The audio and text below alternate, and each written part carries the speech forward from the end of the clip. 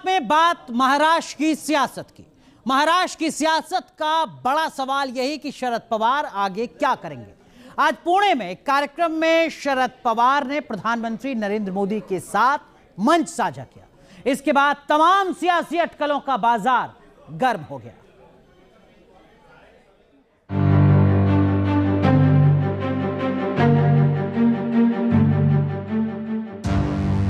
इस तस्वीर को देखकर विपक्षी नेताओं को जरूर कुछ परेशानी हो रही होगी।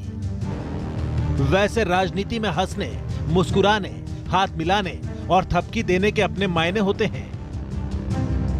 शरद पवार और मोदी की इस मुलाकात के क्या मायने निकाले जाएं? वो अब एनसीपी को देखना है कि क्या किस तरीके से उनको निर्णायक भूमिका अपनी निभानी है। पर हम लोग हमारे इंडिया अलायंस के जो भी मेंबर्स हैं, हम सब साथ में हैं और साथ में काम करते हैं।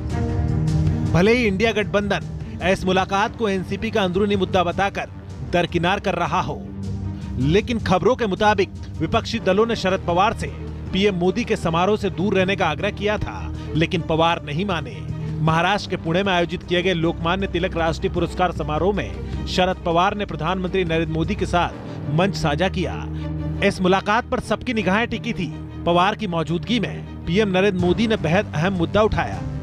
और आज की स्थिति देखिए, अगर आज हम किसी एक सड़क का नाम भी किसी विदेशी आक्रांता की जगह कर बदलकर भारतीय विभूति पर रखते हैं तो कुछ लोग उस पर हल्ला मचाने लग जाते हैं।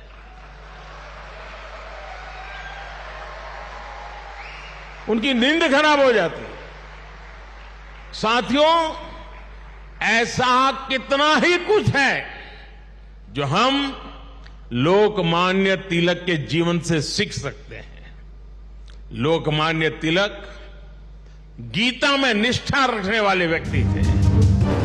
विदेशी आक्रांता कौन है? इस सवाल पर भले ही शरद पवार और नरेंद्र मोदी की सियासी विचारधारा एक नहीं हो, लेकिन सावरकर और तिलक जैसे महापुरुषों के मुद्दे पर दोनों की सोच एक रही है। पहले भी एनसीपी और बीजेपी के बीच तालमेल की अटकलें आती रही हैं। चाचा से बगावत कर अजीत पवार पहले ही एनडीए कैंप में हैं। शरद पवार और मोदी की इन तस्वीरों के क्या मायने निकाले जाएं?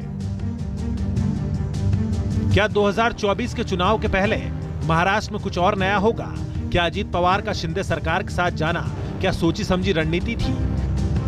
सवाल कई हैं। गौर करने की बात यह है कि शिवसेना के मुखपत्र सामना में शरद पवार की आलोचना की जा रही है। महाराष्ट्र में जो भी हो रहा है उससे बीजेपी बेहद खुश नजर आ रही है। पवार साहब को समझने के लिए 100 जन्म लगेंगे, ऐसे बोलने वाले संजय राजाराम राउत अभी उनको इस जन्म तो पवार साहब समझे है क्या? ऐसा सवाल मुझे उनको पूछना है। महाविकास आघाड़ी अभी ऑफिशियली खत्म हो चुकी है, लेकिन सवाल शरद पवार का है। कहते हैं कि पवार की पॉलिटिक्स को सिर्फ पवार ही समझ सकते हैं। पवार आने वाले दिनों में क्या करेंगे कुछ कहा नहीं जा सकता। T news nation.